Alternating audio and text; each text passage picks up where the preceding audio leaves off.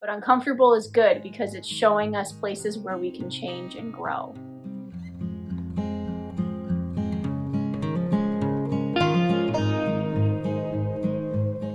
Hi, my name is Kate. Welcome to Seeking to Remain. Thanks so much for joining me as we look forward to this upcoming Sunday's gospel and finding ways that we can apply it to our everyday, ordinary life. I'm a wife, I'm a mom of 6 kids, we homeschool, we have a lot on our plate, but that doesn't mean there isn't time for scripture and for prayer. And so I hope that I can invite you into our world for a little bit so that you can enter more deeply into your own. This Sunday, we're hearing from the Gospel of Matthew, and Jesus is talking to the crowds about the scribes and the Pharisees. He says initially that the people ought to do and observe all the things that whatsoever they, the Pharisees, tell you, but do not follow their example. For they preach, but they do not practice. And one of the things that Jesus lays out in his list of things that the Pharisees aren't doing very well is that they widen their phylacteries and lengthen their tassels.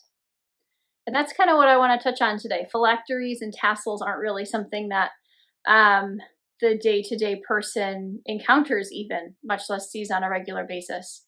And so I wanted to dig into that a little bit more for you today.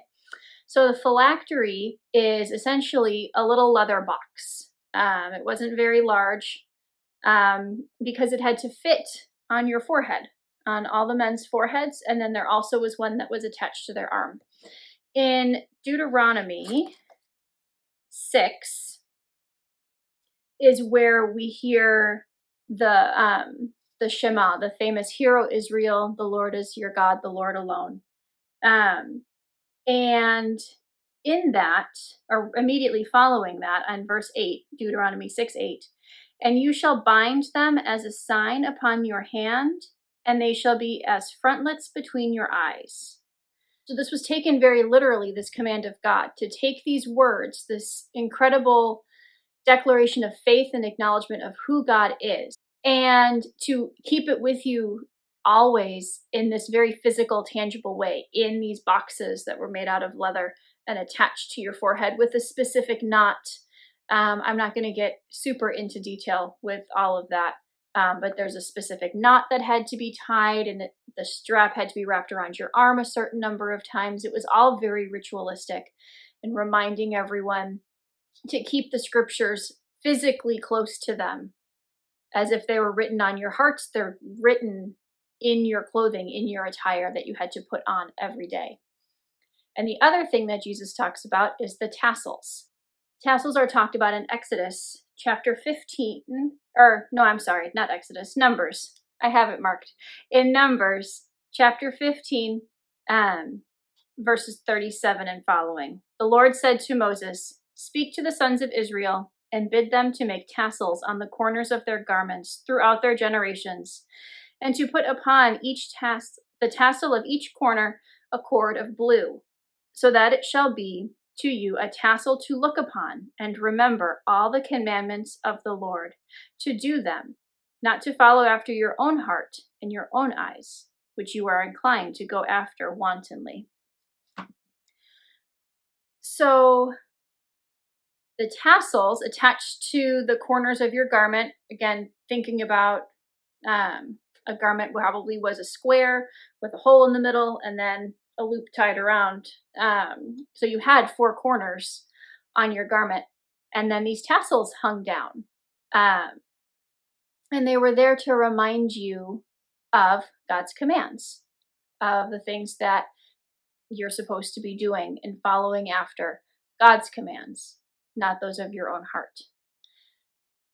Interestingly, there was no requirement on the measurements of the phylacteries, nor the length of the tassels. And this is what Jesus is accusing the Pharisees of. They are using these signs that are supposed to be reminders of who they are in God's eyes and who God is over all creation, and of God's commands for how they're supposed to live. That's what these are reminders of. By widening their phylacteries, by lengthening their tassels, they're calling attention to themselves. And they're saying, look at how holy I am. Look at how much scripture I can fit in my phylactery compared to yours. Look at how much longer my tassels are. They're really, really pointing out to me and to you who God is.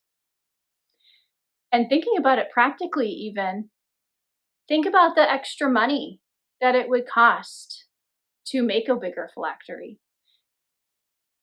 The leather, the work, the time, the writing of the scroll. How much extra time it would have taken to spin that thread and then weave it to put it into your clothing. These are not small things, especially when there's so much ritual around them. That means that there were very specific ways that they were made in order to be used properly.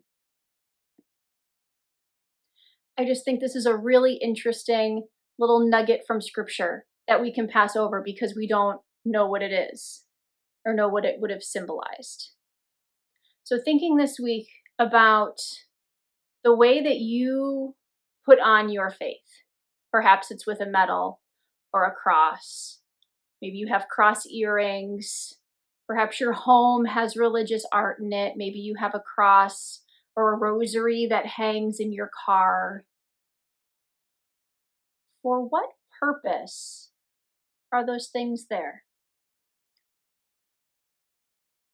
Are they there because they remind you to pray? If they are, that's wonderful. Do you gloss over them? Do you forget that they're there? Do you have them there because your grandma told you that you should, but they don't actually call you to prayer? Those rosary beads hanging in your car, when is the last time you took them down and prayed with them? Each time you put that cross necklace on, do you say an Our Father or a sign of the cross? Or is it just jewelry? These are meant to be challenging questions and to maybe make you a little uncomfortable. But uncomfortable is good because it's showing us places where we can change and grow. So I hope that encourages you to look around your house and appreciate the things that you have put on the wall and to be thankful for them. To remember the person who gave you that cross, to remember the person who gifted you that rosary. And then take some time and pray with it. You might be surprised what you hear from God. I hope that you have a blessed week, and I'll see you next week.